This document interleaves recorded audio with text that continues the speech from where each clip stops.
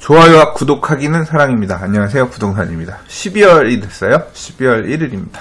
오늘 오전에는 부동산 별별 수다 녹화가 있어서 꼭 갔다 오느라고 조금 녹화가 늦었습니다. 갔다 왔는데 뉴스가 굉장히 많네요. 읽을 게 너무 많은데 많이 읽긴 읽었습니다. 근데 그 중에 몇 개만 꼽아서 조금 읽어보도록 하겠습니다.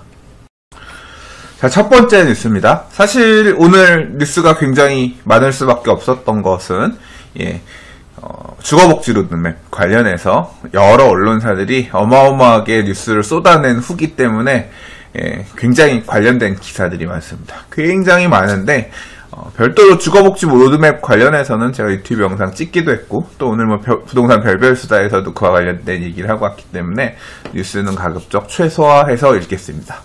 그러는 한편 그 영상을 읽거나 글을 쓰거나 하는 과정에서 별로 언급하지 않았던 부분들에 대해서 조금 약간 부가적으로 부가 영상으로 좀 얘기를 해보도록 하겠습니다. 그중 첫 번째가 바로 지금 이 얘기인데요. 첫 번째라고 하기보다는 그냥 한 가지. 뭐냐면 노후 영구임대 아파트 복합단지로 변신이라는 얘기입니다.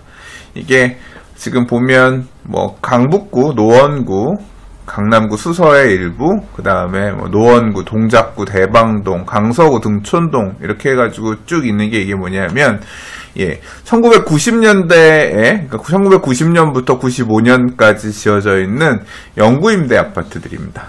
그러니까 혹시 이제 여러분들 가시다 보면 부동산 중개업소가 중개하지 않는 그런 임대 아파트들 있을 거예요. 서울에도 있고 수도권에도 있습니다.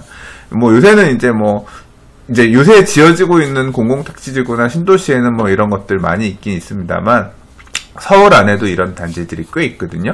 얼마 전에 부동산 스터디 오픈 채팅방에 북두칠성님께서 가끔 퀴즈 같은 걸 내주시는데 뭔가 그래프를 주셨어요. 그래서 강서구가 제일 높은 그래프가 있고 그 다음에 노원구였나 강북구가 그 다음으로 높은 그래프가 있는 이게 그러면서 이제 구별로 그래프가 이렇게 막 있는 걸 내면서 이게 무슨 그래프인지 맞춰보세요 해서 봤더니 그 정답이 영구임대 아파트가 많은 구에 대한 그래프였거든요. 그러니까 강서구가 제일 많고 노원구 또는 강북구가 아마 그 다음으로 영구임대 아파트가 많았던 걸로 기억합니다.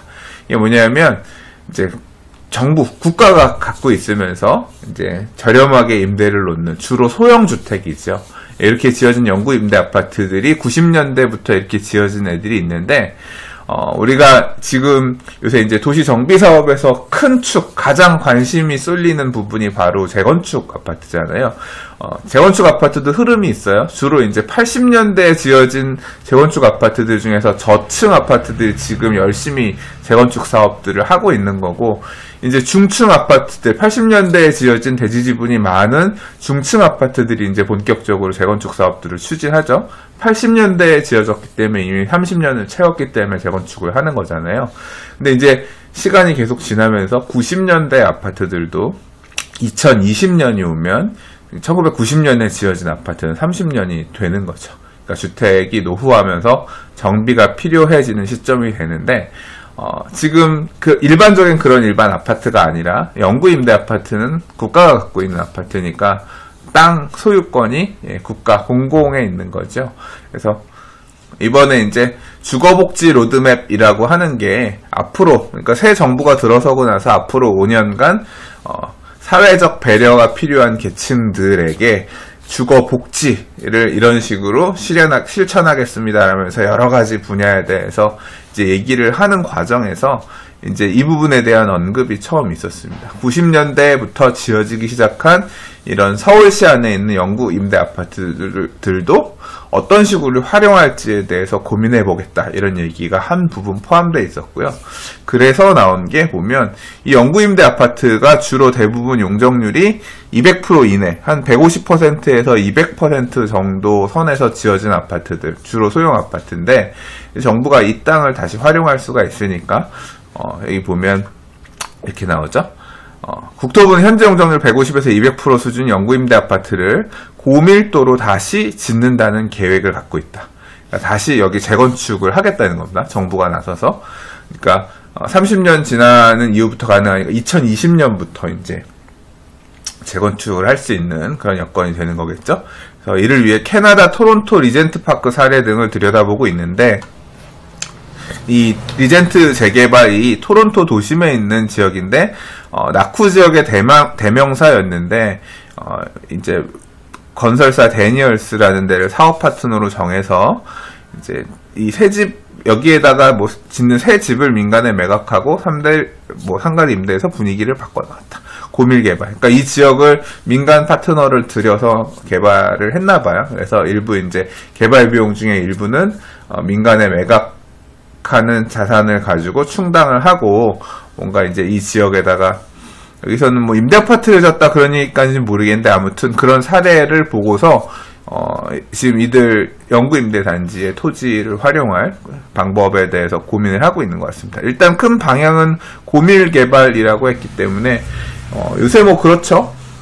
지금 이번 이 대책에 나온 내용 중에 공공지원 주택이라는 개념이 도입돼서 이제 그 공공주택 지원주택이라는 개념이 결국은 이제 기업이든 민간의 참여를 끌어들이면서 공공으로서의 어떤 의무 부담을 어느 정도 부담시키고 있는 그런 주택을 민간의 자본으로 짓겠다라고 하는 게 이제 공공지원 부분인데, 거기도 완화해주는 인센티브가 들어가거든요. 하물며 이제 영구 임대주택 같은 경우는 공공의 토지니까 좀 더 고밀 개발, 원래 그 땅에서 정해져 있던 용적률보다 좀 더 찾아 먹을 수 있게끔 하는 그런 공공 개발 형태로 개발을 하면서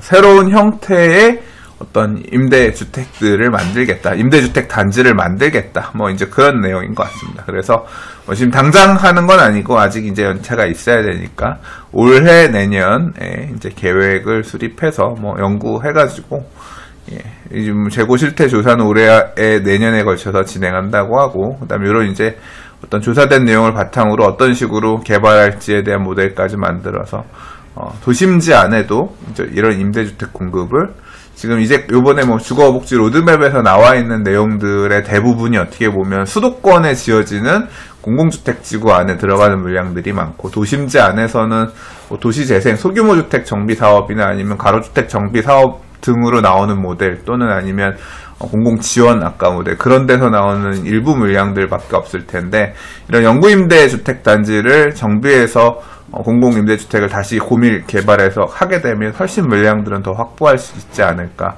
뭐 이런 부분에 대한 준비까지도 한다라는 게 이제 첫 번째 오늘 읽어본 기사입니다.